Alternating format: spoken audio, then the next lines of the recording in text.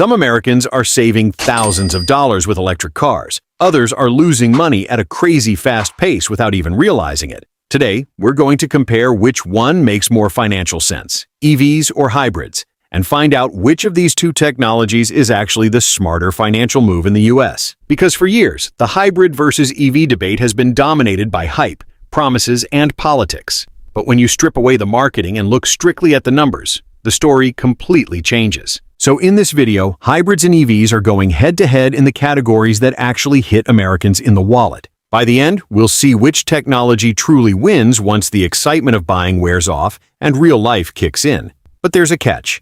The winner on the scoreboard might not be the actual winner in real life. Let's start with the sticker price. The hybrid starts off strong here for one simple reason: the upfront cost. In the US, an EV usually costs anywhere from $8,000 to $15,000 more than an equivalent hybrid. Yes, there are federal tax credits, but here's the catch that a lot of people find out too late. Not every car qualifies, not every buyer qualifies, and not every state helps you out. So, two people could buy pretty much the same car and end up with completely different costs. Meanwhile, the hybrid comes into play with something incredibly powerful financially: predictability. Less red tape, less political dependency, and fewer variables. This factor definitely gives hybrids the edge over EVs when it comes to the initial price tag. So, point to the hybrid. Now, the EV finally answers back. Because when everything works out perfectly, an EV can be insanely cheap to run, especially in states with cheap electricity and discounted overnight rates. This is where the EV starts doing exactly what it promised from day one, saving you money consistently, every week, every month, every year. But here's the twist. This advantage depends entirely on US geography. In California, EVs can win easily, but in states with expensive electricity and cheap gas, that gap closes incredibly fast. So when someone says an EV always saves you more money, the real answer is, it depends on where you live.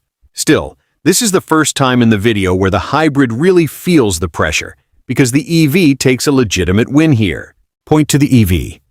This brings us to one of the most divisive debates in the entire automotive industry, because owning an EV can either be a fantastic experience or an extremely frustrating one.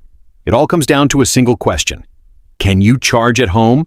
If the answer is yes, EVs feel like the future. You get home, plug it in, and wake up with a full tank. But if the answer is no, it's a completely different story. Lines, apps, broken chargers, and constant planning. And a lot of people realize this after buying the car, not before. Meanwhile, a hybrid can just pull into any gas station in America and keep moving. No installation, no adjustments, and no changes to your routine. So, point to the hybrid. Now the EV really fights back. Internal combustion engines have hundreds of moving parts that wear out over time: oil, spark plugs, filters, exhaust belts, and transmissions.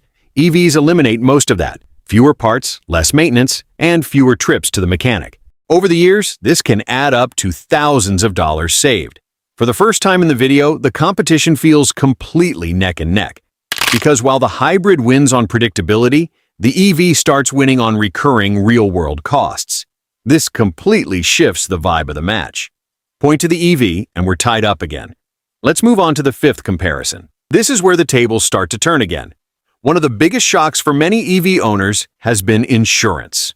American insurance companies have started noticing a worrying trend: minor accidents, massive repair bills, expensive batteries, pricey parts, and a limited number of specialized mechanics. In some cases, the spike in insurance premiums comes dangerously close to wiping out a huge chunk of the fuel savings. This creates a tough problem for EVs. You save money on one end, but you might give it right back on the other. Meanwhile, hybrids operate in a much more predictable zone. Insurance companies have understood this technology for decades. The repair network is bigger, parts are more common, and the financial risk is usually lower. When it comes to insurance, the hybrid takes the advantage and regains control of the game. Now, this might be the most controversial topic in the entire EV market. Modern batteries have actually gotten a lot better, way better than most people expected a few years ago, but the issue was never just about how long they last. The issue is what happens if something goes wrong. Out of warranty, a replacement battery can cost thousands, sometimes tens of thousands of dollars. Even if that never happens to you, the anxiety is always there. and markets driven by fear tend to drop in value faster. Hybrid cars, on the other hand, seem much more financially predictable. Less extreme risk, less uncertainty, and less fear in the used car market. That carries a lot of weight in a long-term decision. With that, the hybrid extends its lead once again. And here we are, probably at the most dangerous point of the whole video. This is where some Americans have lost a ton of money without even realizing it. EV technology moves fast, incredibly fast. Better range, faster charging, improved software, and better batteries. All of this creates a weird problem. An EV from just a few years ago can feel outdated very quickly. And once buyers start thinking, what if the battery is degraded? The market value drops even more. This is exactly where some people realize that what they saved on gas didn't make up for what they lost in resale value. Point to the hybrid. The hybrid finishes out the competition incredibly strong.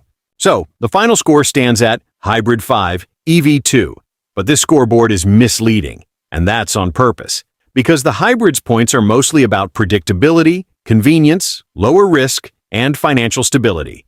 Meanwhile, the EV's points hit over and over again, every month, every year, for the entire lifespan of the car. This brings us to an uncomfortable truth. The best car doesn't just depend on the technology, it depends on your lifestyle. Where you live, how much you drive, how long you keep the car, if you can charge at home, and how much financial risk you're willing to take. But what about you? Are you willing to take the risk, or do you prefer to play it safe? Let me know your thoughts down in the comments and subscribe to the channel. See you next time.